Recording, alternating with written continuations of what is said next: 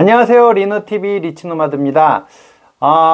저한테는 오늘 좀 뭔가 의미가 있는 날입니다. 다른 게 아니고 리치노마드 리노TV의 구독자가 2,000명을 돌파했습니다. 와. 네. 여러분들이 그래도 많이 사랑해 주시고 아껴 주시고 응원해 주시고 해서 제가 올해 1월부터 했는데 구독자가 2,000명을 넘어섰습니다. 뭐 몇십만 명 되는 채널도 있지만 저는 사실 지금까지 이 구독자분들이 훨씬 더 소중하기 때문에 앞으로도 조금이라도 도움이 될 수 있도록 열심히 해보도록 하겠습니다.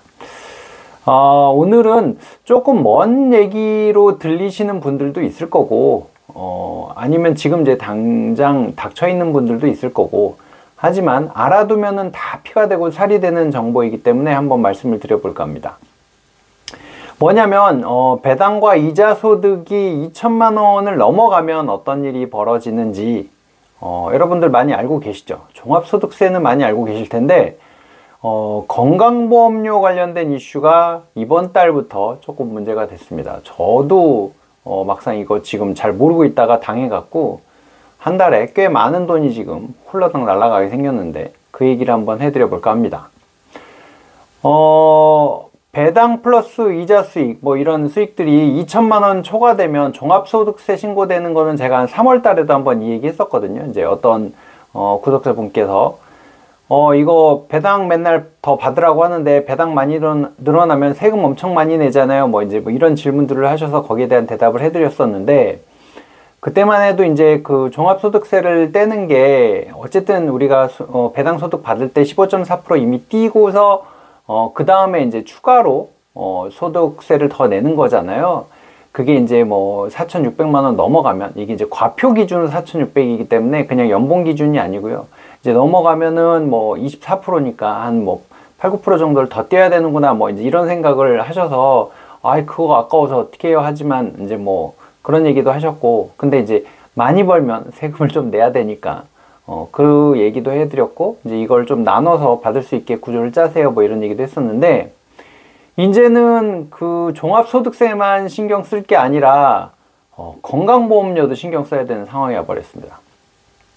올해 9월부터, 이번 달부터죠. 이게 이제 건강보험료 부과 체계라는 게 바뀌었는데, 그래서 배당금이 무조건 늘어나면은 안 되는 거죠. 그러니까 당연히 배당금을 많이 받는 건 좋은데 이거를 이제 영리하게 많이 받는 방법을 조금 써야 된다, 뭐 이런 얘기입니다. 2천만 원을 초과되면 이슈가 발생하는데 무슨 소리냐, 이제 직장 가입자들, 직장 다니시면서 이 채널 보시는 분들 많으시잖아요. 예전에는 3,400만 원을 초과하는 이런 그 기타 소득이 발생했을 때 건강보험을 따로 이제 부과를 더 받는 형태였는데, 이번 9월부터 이게 2천만 원 기준으로 훅 낮춰진 거예요.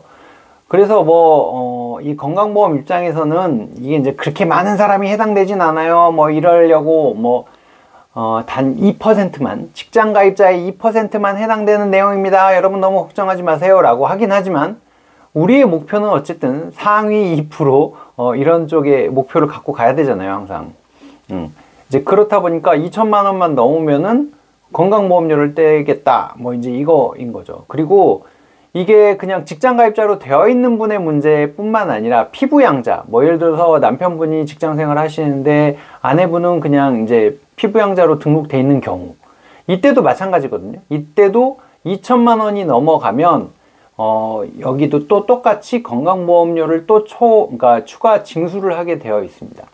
이것도 3,400만 원에서 2천만 원으로 낮춰진 거고요. 이것도 마찬가지로 1.5%에 해당합니다 라고 얘기는 하지만 내가 해당되면 이건 100%인 거잖아요. 그래서 도대체 얼마가 부과가 되느냐, 이걸 이제 좀 알아봤더니 2천만 원이 초과되는, 이제 수입이 2천만 원이 초과되는 부분에 대해서 6.99%를 부과를 한답니다. 그래서 예를 들어서 제가 배당 수입으로 3천만 원을 벌었어요 1년에 라고 하면 2천만 원을 빼고 그걸 나누기 이제 12달을 한 다음에 거기다 6.99%를 곱하면 한 달에 예를 들어서 58,250원의 건강보험료를 또 내야 되는 겁니다. 그러니까 직장에서 내는 거 말고 추가로 더 내는 거죠. 아니면 이제 아예 피부양자로 등록돼서 한 푼도 안 내시던 분들이 이제 이걸로 내셔야 되는 그런 상황이 벌어지니까 이것도 생돈 나가는 거잖아요. 물론 배당으로 1년에 3천만 원씩 받으면 매우 해피하긴 하겠지만, 그렇다고 건강보험료까지 또 내가면서 하기는 좀 억울하니까, 한 푼 벌기도 힘들어 죽겠는데 또 낼 수는 없잖아요. 그러면 이거 어떻게 하면 좋겠나, 뭐 이제 고민을 좀 해봐야죠. 방법을 찾아봐야죠.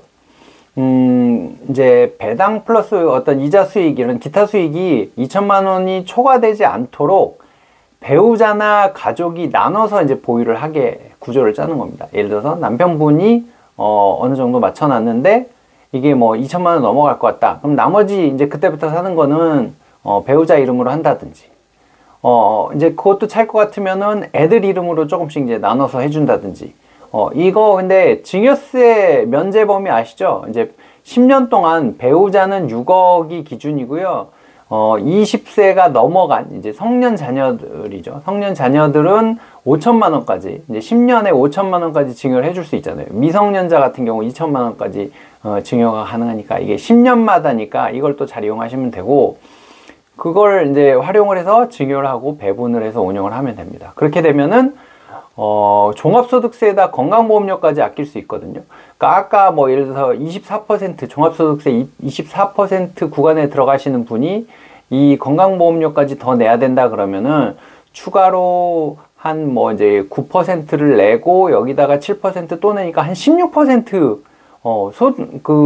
16%를 더 내야 되거든요. 그러니까 거의 배당 소득의 한 30%를 뜯기는 셈이 되는 거죠. 이제 그렇게 되면 아씨 뭐 배당 안 받고 차라리 다른 거 투자해야 되겠다 이런 생각이 들 수 있기 때문에, 이 부분은 이제 우리가 조금 영리하게 구조를 짜서 해야만 우리의 돈을 좀 지킬 수 있는 방법입니다.